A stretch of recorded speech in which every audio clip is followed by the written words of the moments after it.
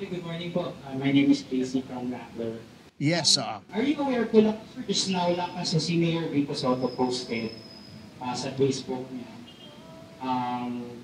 na nag-seek sila ng exemptions from COMELEC granted March 24. So meron ditong strike.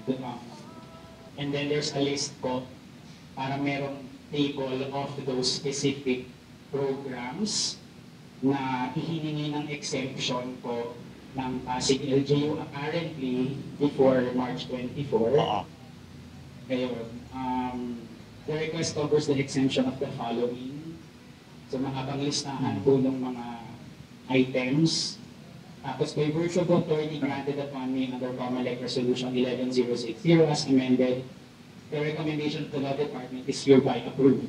So the Law Department recommended approval of the request, and then merong reply si Public Chairman Garcia approving the recommendation of the Law Department. Yun po.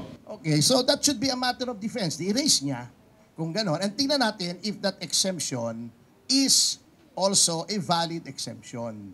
Kasi hindi porket in-exempt ka, valid na yung exemption eh. Kasi ang exemption lang talaga nakalagay dito ay burial and medical services. Kasi kung i-exempt mo lahat, ay para ano pa yung ban? What good is the ban? What good is a ban if everyone will be exempted? Di ba? So, matter of defense, wala naman po. Kaya nga sabi ko, he is entitled to due process.